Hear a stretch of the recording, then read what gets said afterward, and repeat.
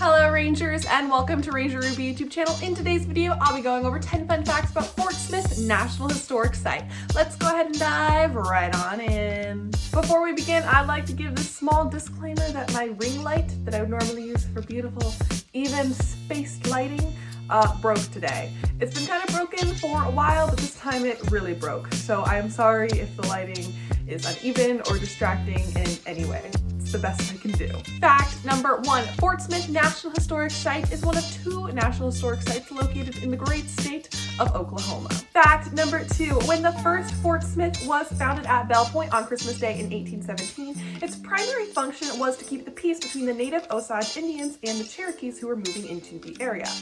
A cycle of raids and skirmishes fueled primarily by disputes over hunting had resulted in the deaths of numerous Native Americans. Over the years, the function of the officers at Fort Smith was to mediate the differences between the 2 tribes, but not to engage in military campaign to subdue the fighting. Fact number 3, William Bradford was a major in the U.S. Army and a veteran of the War of 1812, and an explorer, as well as a Kentucky legislator and one of the first brigadier generals in the Arkansas militia. He was the builder of the first commander at Camp Smith, later named Fort Smith, located at Bell Point at the confluence of the Arkansas and Poteau rivers. Fact number 4, in the 1830s, the United States forcibly removed southeastern Native Americans from their homelands and relocated them to the Indian Territory, present-day Oklahoma. This tragic event is referred to as the Trail of Tears, and over 10,000 Native Americans died during the removal or upon arrival at the Indian Territory. Fact number 5, Mary Rutherford Cravens was born in 1840 and came to Fort Smith 8 years later.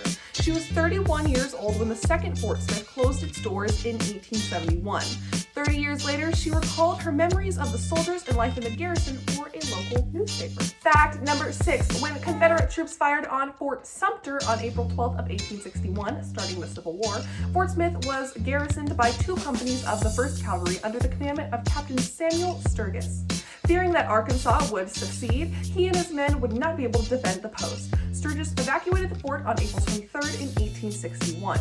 Within hours, the state militia came up the Arkansas River from Little Rock and took control of Fort Smith. A month later, Arkansas officially joined the Confederate States of America, and the garrison at the fort became a Confederate point. Fact number 7, 2 forts were built in this area since 1817. The original fort was abandoned in 1824. And while only 2 buildings remain from the second fort, visitors can walk the old military grounds and see the outline of the stone wall, as well as the location of some of the military buildings. Fact number 8, today, visitors come to see Fort Smith to see the federal courthouse used by Judge Isaac C. Parker from 1875 up until 1889. However, the building was originally used as military barracks and not ideally for a small courthouse. Fact number 9, the courtroom was small and not lavishly furnished at all. The former mess halls in the basement were converted to 2 large jail cells nicknamed Hell on the Border. Fact number 10, for 21 years, Judge Isaac C. Parker held the bench of the U.S. Court at the Western District of Arkansas. His tenure was unique in the history of the federal judiciary.